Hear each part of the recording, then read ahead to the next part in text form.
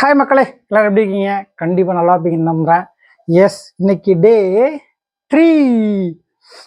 அதாவது இப்போ ஒரு அசம்பாவிதமோ ஒரு தவறோ இல்லை தேவையான ஒரு விஷயமோ அப்படின்னா மேற்கோள் காட்டி சிஎம் சார் ஏன் சார் செய்யலை அப்படின்னு கேட்கறது ஒரு வாட்ஸ்அப் இருக்குது. பட் இவங்க வைக்கிற குற்றச்சாட்டுலாம் பாருங்களேன். மேஸ் இவங்க என் பென்சிலை திருடிட்டா மேஸ் அப்படின்ற மாதிரி தான் இருக்குது. முதல் நாள் வந்து தாய்மொழி தமிழ் தாய் வாழ்த்திய ஃபஸ்ட்டு பாடலன்னு கேட்டாங்க. ஓகே, இனிமேல் ஃபஸ்ட்டு பாடுவோம் சொல்லிட்டாங்க. ஓகேங்களா, அது ஒரு அக்செப்டபிள். ரெண்டாவது நாள் எடப்பாடி சார் வந்து வணக்கம் வச்சாரு, பட் விஜய் வைக்கலன்றாங்க. போய் அந்த வீடியோ பாருங்க, வச்சாரா இல்லையான்னு உங்களுக்கே தெரியும். அது எந்த அளவுக்கு இம்பார்ட்டன்ஸ் அப்படின்றது உங்களுக்கே தெரியும். மூணாவது, இப்போ ஜோசியக்கானலாம் பதவியில் வச்சிருக்காரு. அவரோட லீகல் அட்வைசரு, அவருக்கு ஒதுக்கப்பட்ட ஒரு பங்கு சிஎம்க்கு தகுதி இருக்கு, உரிமை இருக்கு, அவர் வச்சுக்கிறாரு. நியாயப்படி பார்த்தா அந்த இடத்துல இந்திய மக்கள்ல சரி தமிழ்நாட்டு மக்கள்ல கொல்ல பேர் இருக்கணும், கண்டிப்பா நான் இருக்கணும். கிட்டத்தட்ட 1.5 வருஷமா நான் சொல்லிக்கிட்டு இருக்கேன்.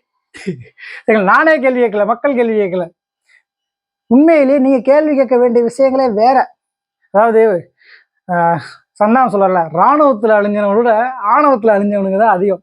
இன்னுமே மூஞ்சி உருன்னு வச்சிருக்கு தேவையில்லாத. நான் திரும்ப போஸ்ட் சொல்றது தான். நீங்க என் கூட சண்டை போட்டுருக்கலாம், என்கிட்ட வந்து என் குடும்பத்தை பத்தி அசிங்கமா பேசியிருந்தா கூட பேசுங்க, நான் பேச தயார்னா சொல்றேன். அது நீங்க எந்த கட்சியா இருந்தாலும் நான் விட்டு கொடுக்க தயார். நான் அதை தான் போஸ்ட் போட்டுக்கிட்டு இருக்கேன். ஏன்னா எல்லாருமே வேணும் அப்படின்றத என்னோட தாட்டு.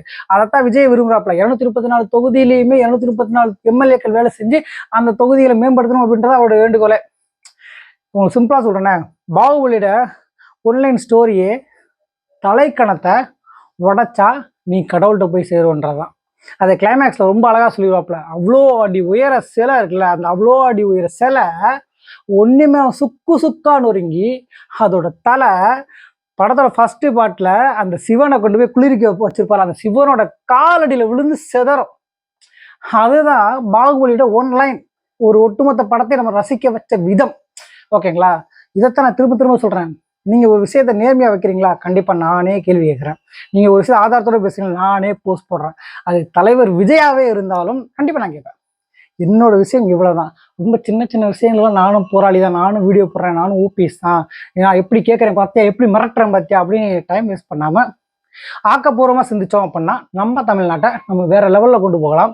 வறுமையில்லா ஒரு தமிழ்நாட்டை உருவாக்கலாம். இன்னும் நாட்டில் பசியோட பட்னியோட அவ்வளோ பேர் கஷ்டப்பட்டு இருக்காங்க. முடிஞ்சால் அவங்களுக்கு உதவுங்க, அவங்களோட வாழ்க்கையை மேம்படுத்துறதுக்கு உதவுங்க. இன்னுமே எவ்வளவோ பிள்ளைங்க அரசு பள்ளியில் படித்து கஷ்டப்பட்டு இருக்காங்க, சாப்பாட்டுக்கு இல்லாமல். அவங்களுக்கு அந்த அரசு பள்ளி படிக்கிறதுக்கு அவங்க மேம்பட்ட வாழ்க்கைக்கு என்னென்ன தேவை முடிஞ்சால் ஹெல்ப் பண்ணுங்க. அதை வீடியோ போடுங்க, அதை நாங்கள் பாராட்டுறோம்.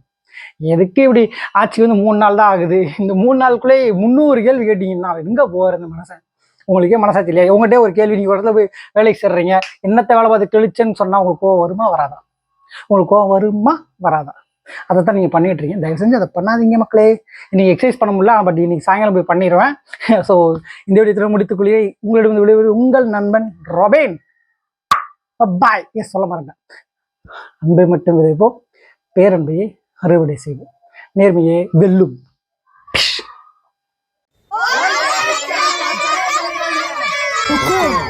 टाइगर का हुक्म।